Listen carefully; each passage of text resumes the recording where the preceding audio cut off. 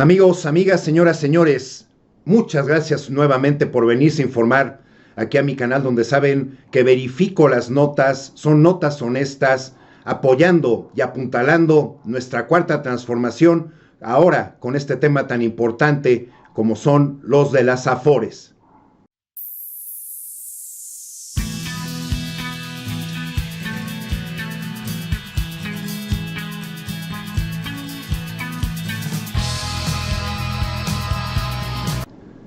Así es, amigos, amigas, señoras y señores, como podemos ver en el fondo, en México se crearon 21 instituciones que manejan los Afores en distintos rubros y generalizando casi todos los bancos e inclusive algunas empresas y otras aseguradoras, así como ING, que es una aseguradora, Argos, Invercap, y como empresas así como Coppel o Azteca, ¿no? Que eso también es parte, es semi-empresarial.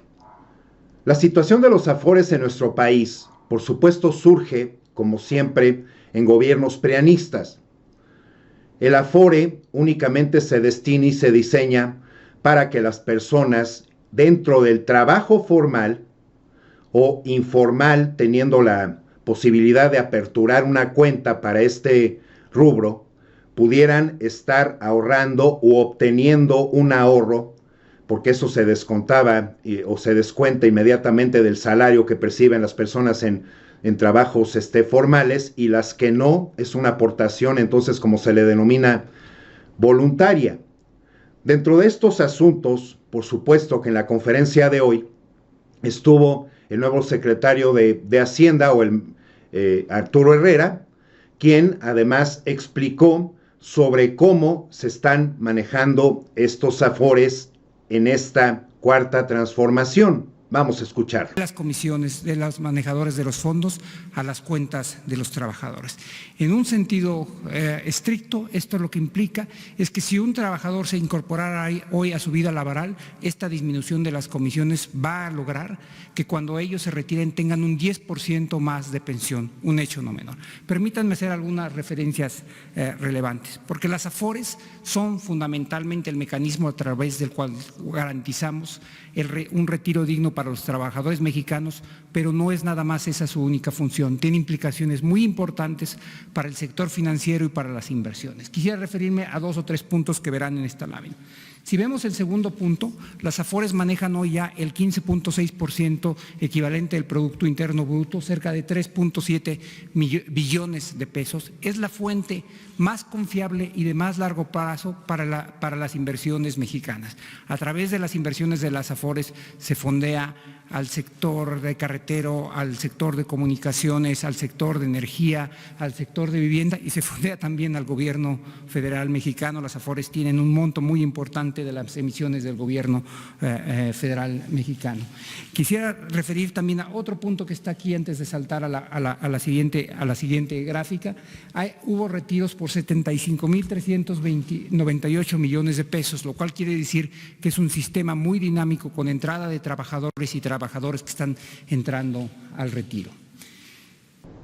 Al momento que a mí me hablan de números, está bien establecer lo que existe, lo que hay, lo que se aporta, lo que de ese dinero, de este tipo de pensiones a futuro. La otra cuestión es cómo se venían manejando las cosas en cuanto a las Afores, porque es una apuesta. Yo así lo veo y siempre lo he percibido como una apuesta de que vas a vivir hasta los 68 años y de ahí te va a tocar ese dinero, y quién sabe cuánto tiempo nos toque mayormente estar en este plano, ¿no? En esta tierra. Así como venían avisándonos los gobiernos prianistas, a deuda del gobierno 50% de la inversión de Afores. ¿Por qué traigo este tema? Precisamente son los resquemores y las maneras justificables, excusas, para que los gobiernos prianistas, con este crédito revolvente, porque tienen esa inversión ahí, que aún no nos toca, que es nuestra, pero no nos toca, entonces dijo el gobierno, aquí yo también cuento con todo esto, ¿no? así como dice el artículo, adeuda del gobierno 50% de la inversión de Afores. Para leer puntos precisos, de las 11 Afores que hay en el mercado, 6 tienen más de 50% de sus inversiones en valores gubernamentales, como es el caso de Invercap, que destina 60.1% de esos instrumentos, mientras que Inbursa es del 58.4% y Pensioniste del 54.4%. MetLife concentra 54.4%, inversiones de valores gubernamentales, Principal 54.1% y Profuturo GNP con 51.6%. Así decía Gerardo López, según esto un experto de la Universidad Panamericana, las Afores invierten en valores gubernamentales, o sea, esto quiere decir el crédito envolvente, dinero que el gobierno dice, pues esto es mío, lo tomo y después lo devuelvo. Eso significa el crédito revolvente, porque buscan seguridad. Esto implica que esta cantidad de capital tiene las Afores está recibiendo un rendimiento que en promedio es más bajo que aquellos instrumentos que incurren a un mayor riesgo. También en el 2018, esto es una nota de septiembre 27, un poco antes de terminar el gobierno de Peña Nieto, había inclusive esta percepción, o así se justificaban los tecnócratas.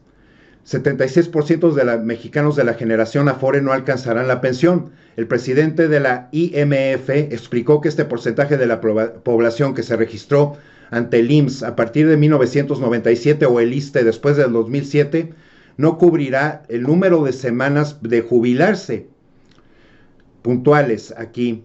También detalló que ya se empieza a materializar como problema porque las personas que están en la generación de la reforma al sistema ya están alcanzando la edad de la jubilación. O sea, gobierno, dame mi dinero, ¿no?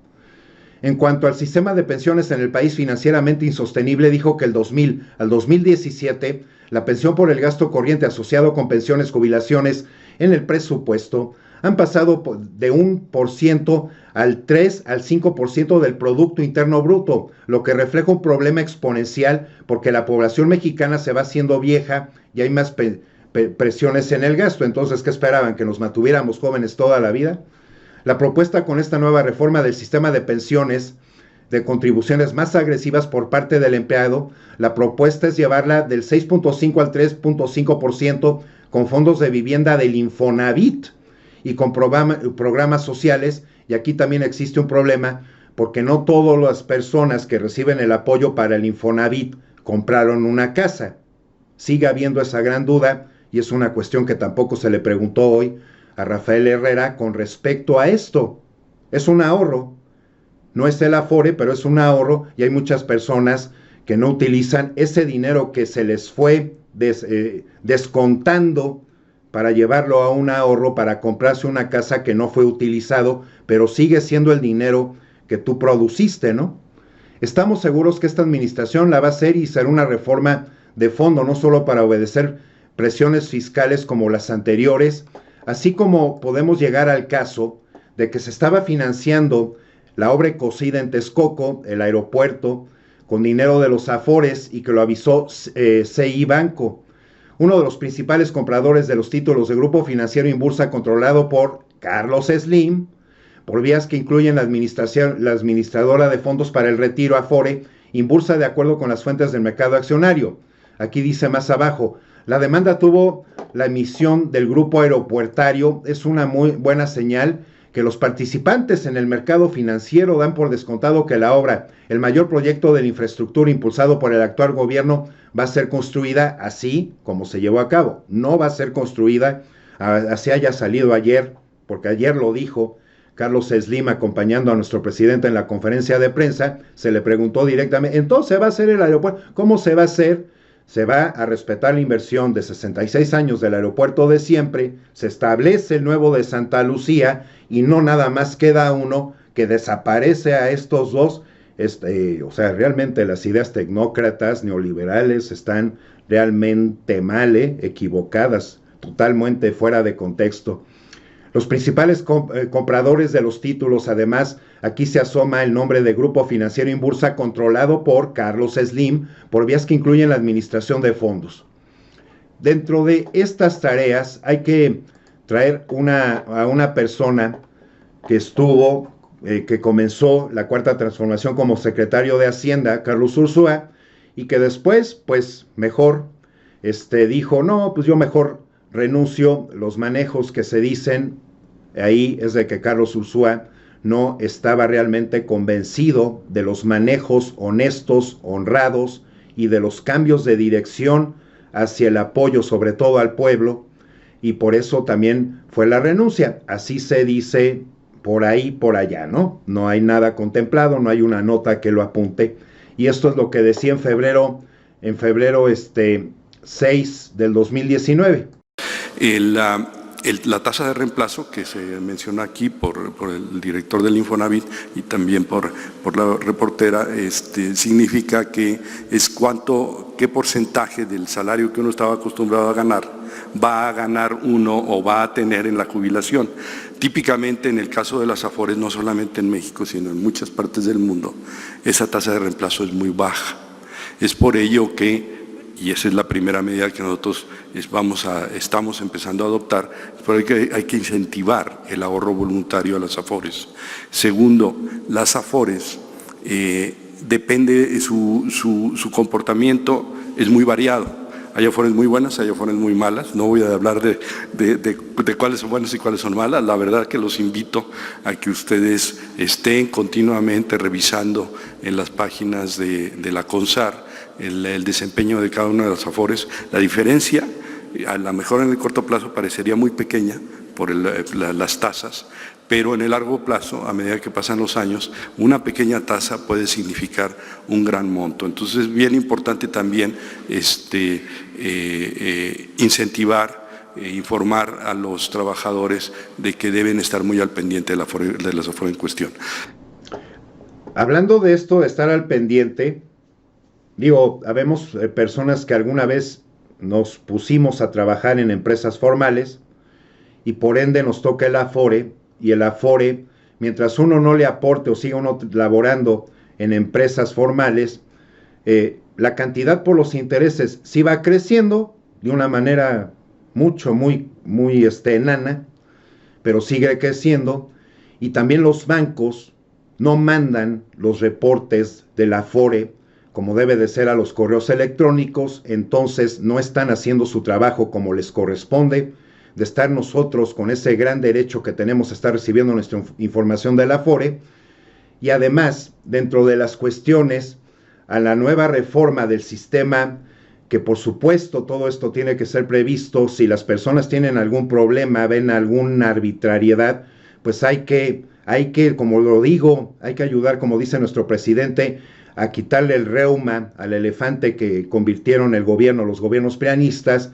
Pues tenemos que denunciar, tenemos que dar un paso adelante, ir a las instituciones que nos correspondan a indagar sobre cada uno de nuestros casos o hacer las denuncias, porque si no ayudamos entre todos en esto, el gobierno entonces ni se entera, y por ende, como hay tantas demandas a lo largo y ancho del país por tantísimas personas, pues tampoco el gobierno va a llegar a la puerta de tu casa a ver qué es lo que te hace falta o a ver qué es lo que te está haciendo pasar un mal momento. Hay que acudir, hay que hacer las denuncias, hay que llegar a informarse dependiendo los casos, y también dijo esto Rafael Herrera desde la conferencia de prensa del día de hoy de cómo se establece estos cuadros para entender mejor, por si no lo han entendido, de cómo se reciben y se perciben las AFORES.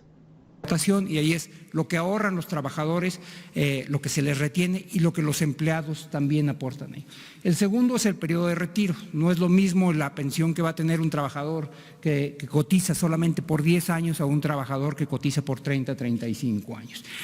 La tercera parte es la expectativa de vida. Afortunadamente la expectativa de vida ha cambiado en México. Cuando yo era un muchacho se pensaba que la gente entraba a trabajar a los 20 años, trabajaba por 30 años, se jubilaba a los 50 años y su pensión, para decirlo de una forma no directa terminaba alrededor de los 60 años. Esto ha cambiado. Hoy los mexicanos tienen una expectativa de vida de más de 70 años. Si los mexicanos llegan a los 65 años, su expectativa de vida es arriba de 80 años, lo cual quiere decir que los trabajadores mexicanos y los mexicanos en general estamos viviendo más, pero también que el periodo después de que nos retiramos es más largo, y por eso tenemos que asegurarnos que el ahorro para el retiro es suficiente para tener una vida digna.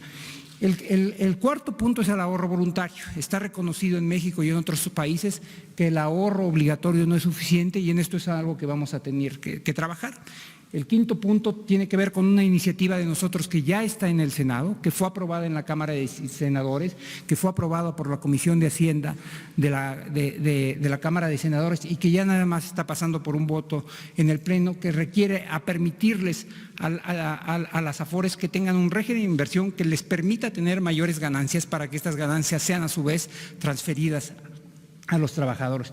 Y el último punto, el que está señalado ahí hacia la izquierda, tiene que ver con las comisiones y tiene que ver con el acuerdo que estamos anunciando hoy, una disminución en las comisiones por el manejo de los fondos de pensiones de ahorro de los trabajadores se traduce necesariamente en mayores recursos para los trabajadores, y por eso esto es muy importante. Nos quedan algunos temas sobre los cuales trabajar. Uno muy importante, este es el primer paso hacia un nuevo modelo de pensiones que nos permita asegurar que los trabajadores tendrán los recursos necesarios en su retiro. Nos quedan algunos temas en el tintero. Uno de ellos es el aumento del ahorro, y uno más tiene que ver con el aumento, el ahorro voluntario. Por esta vía, alrededor de 82.564 millones de pesos se han venido dando, que es un incremento del 19%, pero estamos muy por abajo de los estándares internacionales. Lo que explicó el secretario de Hacienda es en el mejor de los casos, ¿no? Que hayas tenido siempre un trabajo o en la misma empresa, o siempre hayas tenido un trabajo en empleos formales.